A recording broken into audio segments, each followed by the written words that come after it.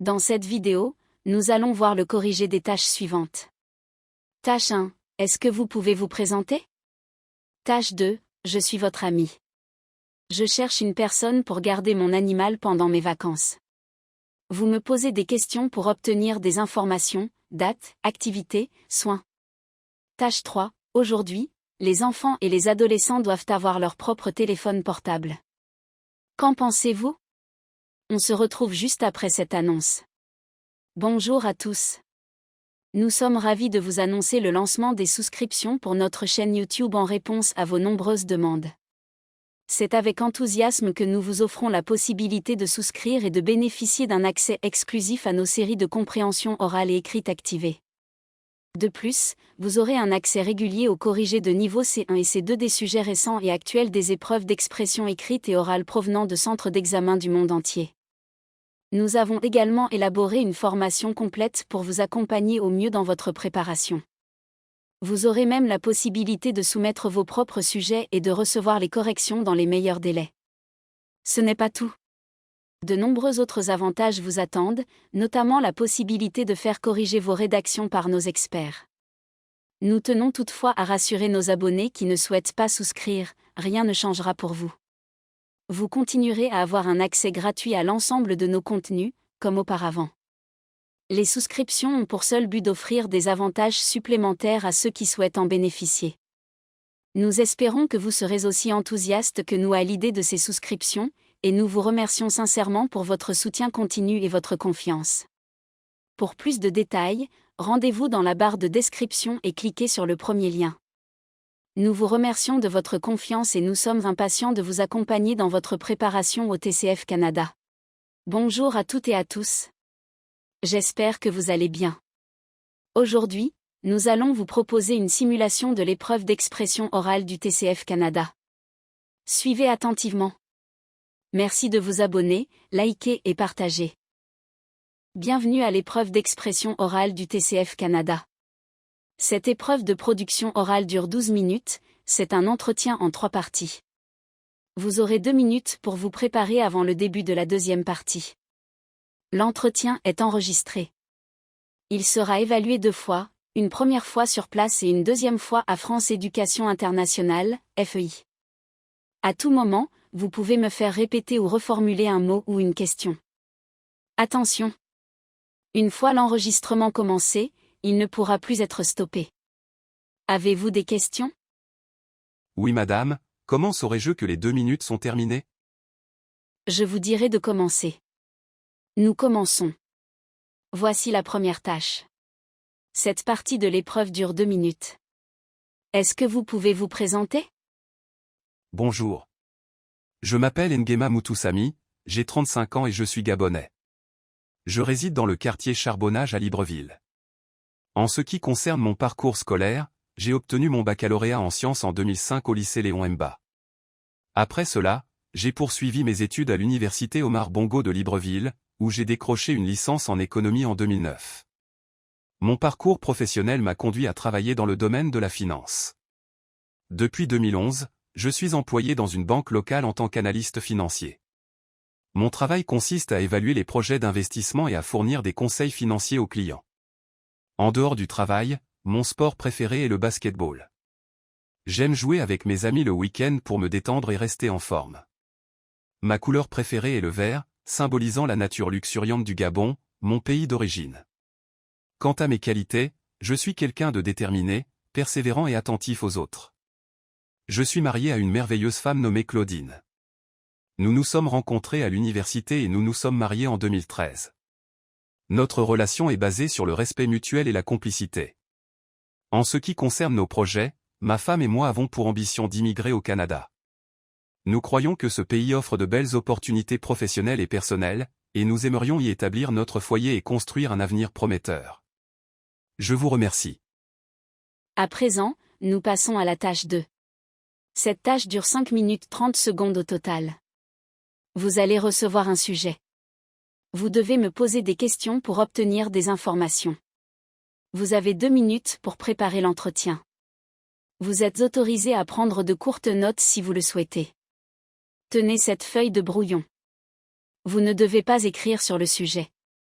C'est vous qui parlez en premier et c'est vous qui conduisez la conversation. L'entretien doit durer 3 minutes 30 secondes. Vous pouvez demander plus de précision ou faire répéter des informations. Je vous lis le sujet, je suis votre ami. Je cherche une personne pour garder mon animal pendant mes vacances. Vous me posez des questions pour obtenir des informations, date, activité, soins. Vous avez 2 minutes de préparation.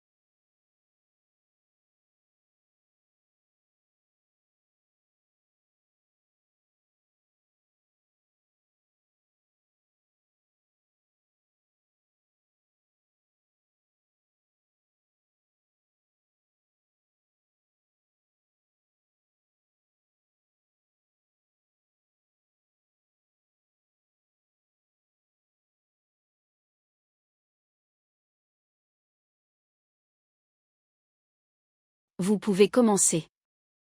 Bonjour voisin, je suis ravi d'apprendre que tu cherches une personne pour garder ton animal pendant tes vacances. Je suis très intéressé par cette proposition et j'aimerais en savoir plus pour m'assurer de bien m'occuper de ton animal. Pour cela, j'aimerais te poser quelques questions s'il te plaît. Quand partiras-tu en vacances? Je pars du 5 au 20 août. Combien de temps ton animal doit-il être gardé? Il doit être gardé pendant toute la durée de mes vacances, soit 15 jours. Quel type d'animal as-tu? J'ai un chat, il s'appelle Félix. C'est un chat plutôt calme et affectueux. Ton animal a-t-il des besoins particuliers? Oui, Félix a besoin de médicaments à administrer tous les matins et il doit être nourri avec de la nourriture spéciale pour ses reins. Ton chat aime-t-il être seul ou préfère-t-il de la compagnie? Il est assez indépendant, mais il aime avoir de la compagnie, surtout pour les câlins le soir.